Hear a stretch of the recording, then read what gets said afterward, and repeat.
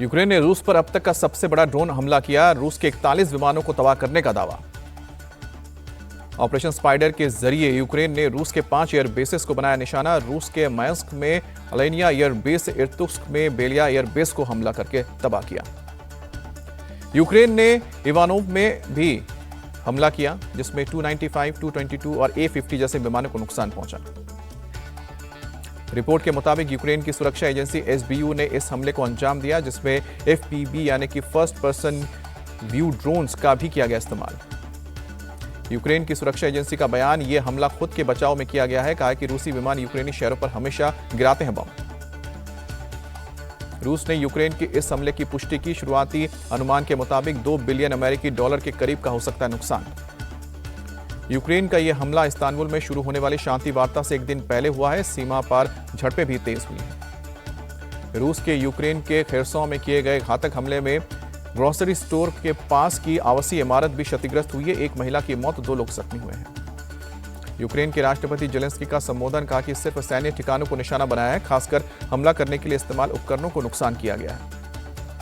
Zelensky ने कहा कि हम एक पूर्ण और बिना शर्त युद्ध विराम का प्रस्ताव जारी रखते हैं, जो एक स्थायी और विश्वसनीय शांति की ओर ले जा सके।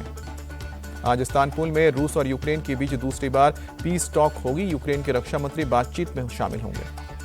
पीस टॉक से पहले रूस को यूक्रेन के प्रेसिडेंट जेलेंस्की का संदेश, हम बिना शर्त सीजफायर और बंधकों और किडनैप किए गए बच्चों की रिहाई चाहते हैं। रूस के कुर्स्क और ब्रांस्क में भी ब्लास्ट। ब्रांस्क में पुल ढहने से एक ट्रेन गिरा, 7 लोगों की मौत हुई, कई लोग घायल हुए हैं। कुर्स्क में ब्लास्ट के बाद बेनेट ब्रिज टूटकर नीचे गिरा, जिसके चलते एक ट्रक भी नीचे आ गिरा। रूस के ब्रांस्क क्षेत्र में ट्रेन दुर्घटना के पीड़ित को उपचार के लिए मॉस्को ले जाया गया है, लेकिन विस्फोट की वजह का अभी तक खुलासा नहीं हो पाया है। पीएम मोदी आज विश्व वायु परिवहन शिखर सम्मेलन के पूर्ण सत्र में हिस्सा लेंगे। शाम को 5 बजे भारत मंडपम में है सम्मेलन। अयोध्या में आज से दूसरी बार होगा प्राण प्रतिष्ठा कार्यक्रम। 8 प्रतिमाओं की होगी प्राण प्रतिष्ठा। 5 जून तक चलेगा कार्यक्रम। अयोध्या में कलश यात्रा की पूर्व संध्या पर यज्ञशाला में पूरी की गई है सभी तैयारियां। मंत्रोच्चारण के साथ ही सरयू जल लाने के लिए कलश और यज्ञशाला तैयार। बीजेपी अध्यक्ष जेपी नड्डा आज हिमाचल प्रदेश के सोलन जाएंगे, तिरंगा यात्रा में हिस्सा लेंगे। बंगाल के चुनाव की तैयारी में जुटे गृह मंत्री अमित शाह कोलकाता में विजय संकल्प कार्यकर्ता सम्मेलन को संबोधित किया। बीजेपी कार्यकर्ताओं से शाह की अपील, हमें बंगाल में बीजेपी सरकार बनानी है, घुसपैठ, भ्रष्टाचार, हिंदुओं का पलायन रोकना है। सीएम ममता से बोले अमित शाह, दीदी अब आपका कार्यकाल 2026 में खत्म हो जाएगा, भाजपा की सरकार बनेगी।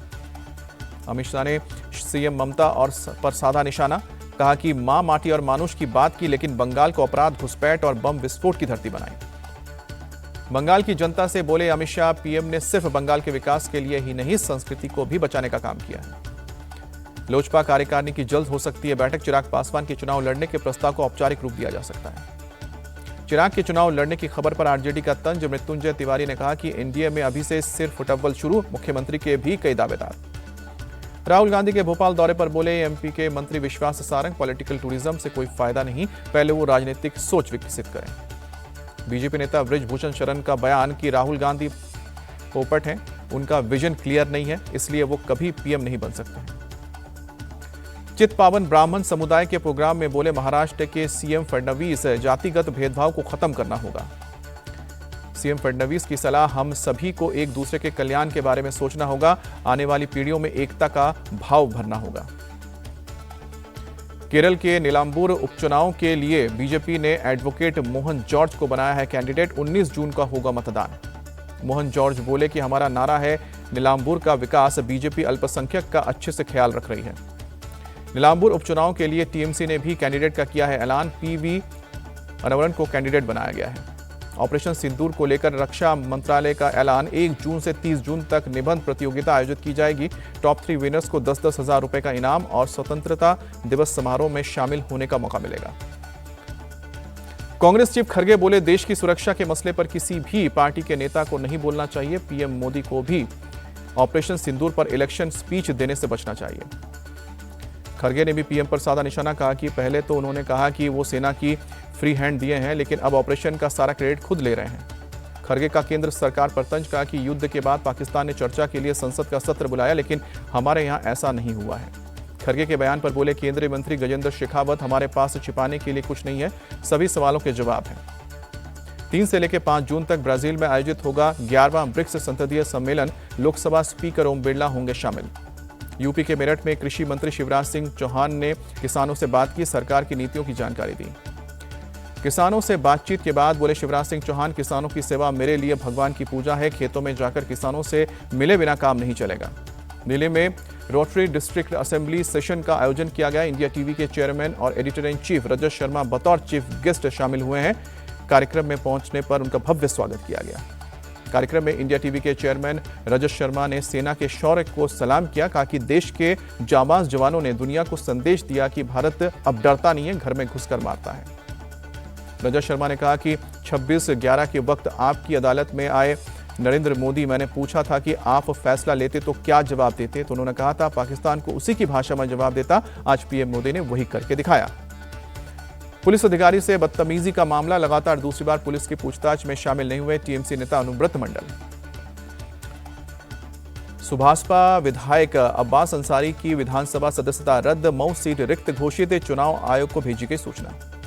अब्बास अंसारी की सजा के खिलाफ यूपी के मंत्री ओपी राजभर हाईकोर्ट में करेंगे अपील। राजभर की पार्टी से विधायक थे अब्बास। दिल्ली में महापंचायत का प्रदर्शन, एनटीपीसी बदरपुर पावर प्लांट की खाली जमीन पर कॉलेज और स्पोर्ट्स कॉम्प्लेक्स बनाने की मांग। महापंचायत के प्रदर्शन में शामिल हुए बीजेपी सांसद रामवीर सिंह बिदूरी कहा कि मैं मांग करता हूं कि इसको संसद में भी उठाऊंगा। स्वामी चिदानंद सरस्वती से अपनी प्रशंसा सुनकर भावुक हुई रेखा गुप्ता। चिदानंद सरस्वती ने कहा कि सीएम रेखा बदलाव की एक नई रेखा खींचेंगी। सीएम रेखा गुप्ता से बोले चिदानंद सरस्वती, जैसे ऋषिकेश में गंगा किनारे लोग ऊर्जा से भर जाते हैं, वैसे ही मैं यमुना किनारे भी देखना चाहता हूं। गंगा में स्नान करने पर बोली सीएम रेखा गुप्ता, ऐसा लगा कि मां गंगा ने मुझ में नई ऊर्जा भर दी है, यमुना की सफाई के लिए प्रेरित करने के लिए बुलाया है। सीएम रेखा की ओर से बोला गया कि दिल्ली में यमुना नदी की सफाई के लिए कई काम कर रहे हैं, पिछली सरकार ने कुछ नहीं किया था। देवी अहिल्याबाई होलकर की 300वीं जयंती पर आगरा में प्रोग्राम आयोजित, उपराष्ट्रपति धनखड़ और सीएम योगी शामिल हुए। सीएम योगी बोले अहिल्याबाई ने देश की गरिमा और विरासत को बचाया, मुगल काल में तोड़े गए मंदिर को बनवाया। उपराष्ट्रपति धनखड़ बोले सीएम योगी ने यूपी का कायाकल्प कर दिया है, आने वाले पीढ़ियां अहिल्याबाई होलकर की तरह ही सीएम योगी को याद रखेगी। छत्तीसगढ़ के गोंडा गांव में बुद्ध महोत्सव आयोजित किया गया। सीएम साय बोले कि नक्सलवाद अंतिम सांस ले रहा है, हम खेती पर्यटन जैसे तमाम विकसित काम कर रहे हैं। पूर्वोत्तर के राज्यों में भारी बारिश के चलते तबाही मची है, बाढ़, बारिश और लैंडस्लाइड में 26 लोगों की जान गई है। असम, मणिपुर, त्रिपुरा, सिक्किम और नॉर्थ ईस्ट के दूसरे इलाकों में बाढ़ और बारिश से जनजीवन बुरी तरह से प्रभावित हुआ है। असम में आज भी भारी बारिश का अलर्ट। गुवाहाटी और श्रीभूमि जिले में असम के 17 जिलों के मिलाकर कई इलाकों में इस वक्त हालत बेहद खराब है। असम के माजुली में और नीमच के बीच फेरी सेवा सस्पेंड कर दी गई है। ब्रह्मपुत्र नदी का जलस्तर बढ़ने के बाद फैसला हुआ है। मणिपुर में पिछले 2 दिनों से बारिश और लैंडस्लाइड से 3000 से ज्यादा लोग प्रभावित हुए हैं। 800 से ज्यादा घर क्षतिग्रस्त हुए हैं। असम के उत्तर लखीमपुर में मूसलाधार बारिश के बाद बिगड़े हालात, कई इलाकों में बाढ़ जैसे स्थिति। बाढ़ के पानी में घिरा नजर आया गांव, घरों में रखा सामान भी हुआ खराब, लोग सुरक्षित जगहों पर पहुंचे। आने जाने के लिए लोग नाव का इस्तेमाल कर रहे हैं, जनजीवन बुरी तरह से प्रभावित हुआ है। भारी बारिश की वजह से इम्फाल के कई इलाकों में बाढ़ के हालात बने हैं। ड्रोन कैमरे में कैद हुई है बर्बादी की तस्वीर। चारों तरफ नजर आया पानी ही पानी, सड़कें पानी में डूबी, घरों में घुसा पानी, लोगों का बाहर निकलना मुश्किल। त्रिपुरा के मुख्यमंत्री मानिक साहा ने अगरतला में बाढ़ प्रभावित इलाकों का दौरा किया, अधिकारियों से ही हालात की जानकारी ली। मुख्यमंत्री मानिक साहा ने कहा कि प्रशासन पूरी तरह से अलर्ट है, एसडीआरएफ, एनडीआरएफ और आपदा प्रबंधन की टीमें मिलकर कर रही हैं काम। गृह मंत्री अमित शाह ने असम, मणिपुर, सिक्किम और अरुणाचल के सीएम से की बात, कुदरती आपदा में हर संभव मदद का भरोसा भी दिया। दिल्ली एनसीआर में धूल भरी आंधी के बाद एक जगह पर हुई बारिश, तापमान में गिरावट से लोगों को गर्मी से राहत मिली। दिल्ली सरकार की तैयारियों की फिर खुली पोल, बारिश के चलते कई इलाकों में जल जमाव, ट्रैफिक बुरी तरह से प्रभावित। गौतम बुद्ध नगर की गलगोटिया यूनिवर्सिटी में छात्रों के 2 गुटों के बीच मारपीट, जमकर चले लात घूंसे। वर्चस्व की लड़ाई में छात्रों ने यूनिवर्सिटी को बनाया कुश्ती का अखाड़ा, मारपीट का वीडियो सोशल मीडिया पर वायरल हुआ। बस्ती में अचानक बाइक में लगी आग, देखते ही देखते बाइक बनी आग का गोला, पास में खड़ी 2 और बाइक भी चपेट में आई। 3 मिनट में 3 बाइक जलकर स्वाह, सीसीटीवी में कैद हुई तस्वीर, बाइक सवार बाल बाल बचा। लंदन दौरे पर रविशंकर प्रसाद के नेतृत्व में सर्वदलीय प्रतिनिधि मंडल ने महात्मा गांधी को श्रद्धांजलि दी। रविशंकर प्रसाद ने कहा कि महात्मा गांधी के सिद्धांत आज भी प्रासंगिक हैं। पाकिस्तान आयोजित सीमा पार आतंकवाद के इस युग में उनका संदेश उतना ही अहम है। यूपी के शामली में ट्रेन डिरेल करने की साजिश नाकाम की गई। दिल्ली सहारनपुर ट्रैक पर मिले लोहे के साथ पत्थर और पाइप। अमृतसर पुलिस ने बब्बर खालसा गैंग के शूटर्स को पकड़ा। जीवन फौजी के इशारे पर एक दुकान पर फायरिंग की थी। मुंबई एयरपोर्ट पर कस्टम विभाग का एक्शन है। जिंदा सांप और कछुए बरामद, एक भारतीय तस्कर को पकड़ा। मुंबई में मई में जीएसटी कलेक्शन 16.4% बढ़कर 2.1 लाख करोड़ रुपए हुआ है। सरकार ने जारी किया आंकड़ा। आईपीएल सीजन में 18 का दूसरा फाइनलिस्ट बना पंजाब किंग्स से 3 जून को आरसीबी के साथ होगा फाइनल मुकाबला। आईपीएल के फाइनल में दूसरी बार पहुंचा है पंजाब। दूसरे क्वालीफायर में मुंबई को 5 विकेट से शिकस्त दी। लीग मैच में टॉप पर थी पंजाब की टीम। पहले क्वालीफायर में आरसीबी ने करारी शिकस्त दी थी। पंजाब और बेंगलुरु को आईपीएल चैंपियन बनने का मौका। दोनों टीमें अब तक आईपीएल से दूर रही हैं। इसके खिताब को जीतने में नाकामयाब रही है, लेकिन बेंगलुरु चौथी बार पहुंचा है आईपीएल के फाइनल में। बेंगलुरु और पंजाब का आईपीएल में बराबरी का टक्कर रहेगा। दोनों टीमों ने अब तक 36 मैचों में आमना सामना किया है। बेंगलुरु ने 18 बार और पंजाब ने भी 18 बार जीत हासिल की है।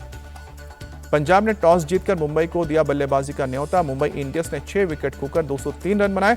पंजाब ने 19वें ओवर में 207 रन बनाकर जीत हासिल की। मुंबई के पहले खेलते हुए खराब शुरुआत। रोहित शर्मा 8 रन बनाकर आउट हुए। मार्क स्टोइनिस ने रोहित शर्मा को भेजा पवेलियन। पंजाब की जीत के हीरो रहे श्रेयस अय्यर। खेली कैप्टनसी की पारी। श्रेयस ने 41 गेंद में नाबाद 87 रन बनाए।